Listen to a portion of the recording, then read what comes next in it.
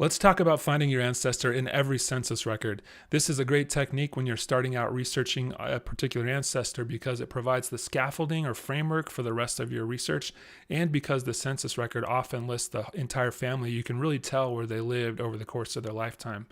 Now, this is fairly easy to do with the US because it's every decade in the year ending in a 0, and for the UK, every decade in the year ending in a 1.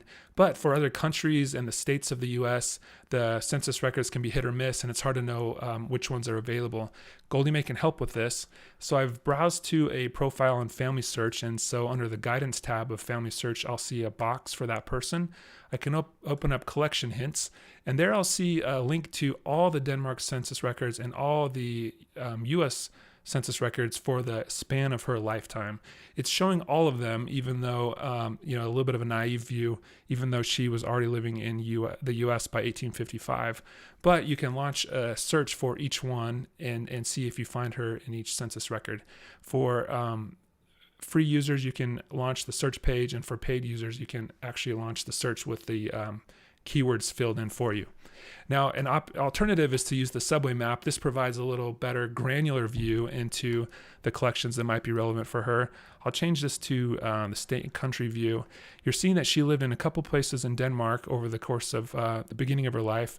And then we show her in Denmark at age 32, and then the next record we have for her is in Utah at age 41. So this diagonal line represents 9 years where we don't know where she was. So what I can do is turn on hints here, and up pop these collection hints. You can see the 1850 Denmark census and below the 1850 US census. So we would expect to find her in one or the other, not both, and this would help us better define that line of where she was over her lifetime.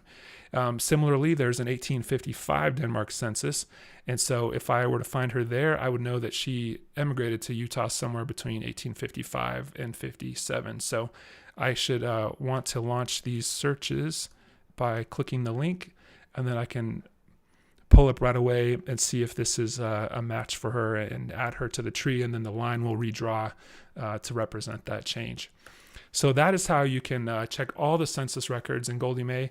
I've found it to be pretty magical when I'm doing research in Minnesota or Iowa, Denmark, Norway, and I didn't remember there was a census record at that time, but up pops the collection hint, and then I know I can check there and kind of figure out better where my ancestor was at that time. So I hope that's helpful to you as well.